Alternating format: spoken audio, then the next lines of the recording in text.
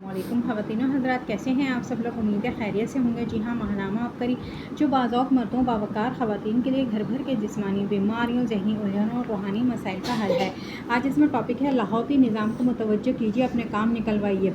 मोहतरम हज़रत हकीम साहब अस्सलाम वालेकुम। 1986 में वालिद साहब हार्ट अटैक की वजह से क़ज़ाए इलाही से वफ़ात पा गए। मैं आईकॉम पढ़ता था और इम्तिहान में इंग्लिश मज़मून में पहली सप्ली आने की वजह से दिल ना किया कि मज़ीद दाखिला भेजूँ। घर का गुज़र औकात चलाने के लिए लाहौर से फ़ोटो स्टेट मशीन बड़े भाई ने किस्तों पर ली और किराए की दुकान जो कि मंडी बहाउद्दीन शहर में वाक़ई है इसमें रखकर काम शुरू किया।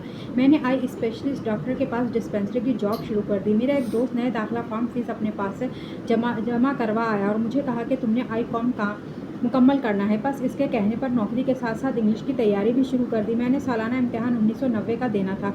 मेरा एक क्लास फेलो था, वो एक रईस का बेटा था। मुझे कहने लगा, अरशद मैं तो अपना पर्चा 10,000 रुपये देकर किताब रखल हल कर लूँगा और इम्तिहान क्लियर कर लूँगा, तुम्हारा क्या बनेगा। मैं इस दौर में ये अच्छी खासी रकम थी और मेरे लिए इतने पैसों का इंतज़ाम नामुमकिन था। लिहाजा मैंने इस दर की तरफ रुजू किया जो कभी बंद नहीं होता, यानी अल्लाह ताला की तरफ रुजू किया। अब मैंने दिल के अंदर तहिया कर लिया कि अगर ये रई ज़्यादा रिश्वत देकर पर्चा हाथ में पकड़कर हल कर सकता है तो मेरा अल्लाह करीम जो सारी कायनात का मालिक है मेरे हाथ में पर्चा क्यों नहीं दे सकता। मैंने बगैर किसी कहने से अपने बतौर बाद नमाज़ इशा अपने घर के आखिरी कमरे में जाकर दरवाज़ा बंद कर लेना और खूब अंधेरा करके इन्नमा अम्रुहु इज़ा अरादा शैअन अन यक़ूलु लहू कुन फ़यकुन सूरह यासीन की आयत नंबर 82 को अव्वल व आखिर दुरूद इब्राहिमी पढ़कर रो रो कर अपने रब से फरियाद करता है कि अल्लाह मुझे भी मेरा अंग्रेज़ी का पर्चा मेरे हाथ में दिला दे। अमल मैंने 40 दिन तक किया।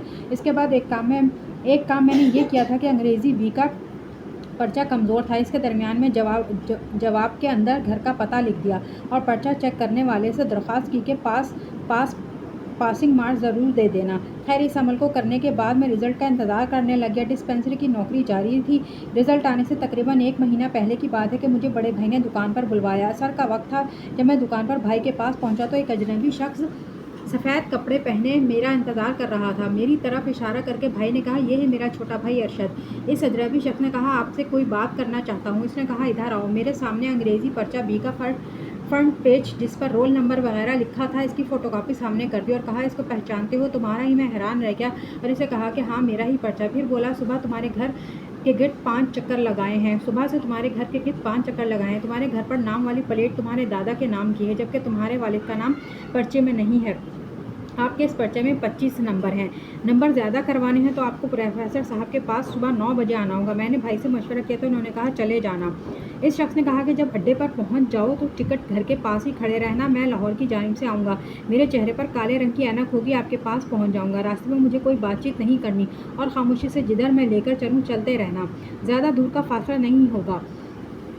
काफ़ी दुकानें जहाँ अशिया की खरीदो फरोख्त जारी थी, इन्हीं दुकानों के दरमियान एक पुराना सा चौबारा नज़र आया और सीढ़ी बाज़ार की तरफ से ऊपर जा रही थी। वो इस सीढ़ी पर चढ़ता गया और मैं भी पीछे पीछे ऊपर पहुंच गया। जब कमरे में पहुंचा तो क्या देखता हूँ, कमरे में एक कुर्सी पर प्रोफेसर साहब बैठे हुए हैं और टेबल पर पर्चों के असल बंडल पड़े हैं। रिज़ल्ट शीट पर नंबर दर्ज हो चुके हैं। साइड पर टूटा हुआ सोफ़ा पड़ा था। अजनबी शख्स बोला, सर जी अरशद आ गया। आगे प्रोफेसर साहब मुखातिब हुए, तुम्हारी वजह से आज रिज़ल्ट बोर्ड में भेजे थे मगर जवाब के अंदर तुमने एड्रेस लिखा और मुझे बड़ा ख्याल आया कि तुम्हें बुलाकर पूछ लूँ कितने नंबर लगा दूँ, तुम पास हो जाओ, क्योंकि अलिफ पर्चे पर मेरे पास नहीं, यह सिर्फ बी पर्चा है। मैंने कहा कि अलिफ पर्चा मेरा ठीक था, बी पर्चा कमज़ोर था, मुझे सिर्फ 33 नंबर लगा दें।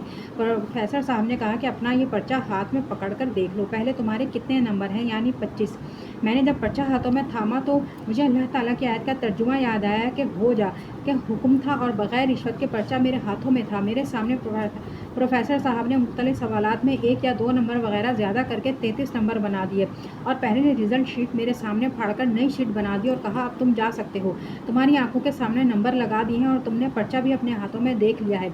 वह अजनबी शख्स मुझे फिर नीचे छोड़ने आया। मैंने पूछा, आपका नाम क्या है? वो बोला कि नाम नहीं पूछते, तुम्हारा काम हो गया।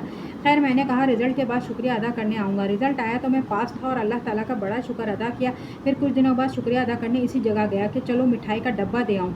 जब मैं इस बाज़ार में पहुँचा तो जिस जगह वो अजनबी लेकर गया था ना कोई सीढ़ी थी और ना ही वो चौबारा था। दुकानें वहीं थी मगर रिहाइश का नामो निशान नहीं था। दुकान वाले से पूछा, यहाँ महीना पहले चौबारा था? इन्होंने कहा, यहाँ महीना छोड़ो, सालों पहले भी कोई चौबारा ना था। ये ज़िंदगी का पहला वजीफ़ा मुझे आज नहीं भूला और ये अमल बड़ा लाजवाब है। अल्लाह ताला जब किसी کام کرنے کا ارادہ فرمائے تو اس چیز کو کہہ دیتا ہے ہو جاؤ، اور وہ ہو جاتی ہے۔ تو خواتین و حضرات آج کے لیے اتنا ہی، ملتے ہیں اگلی ویڈیو میں۔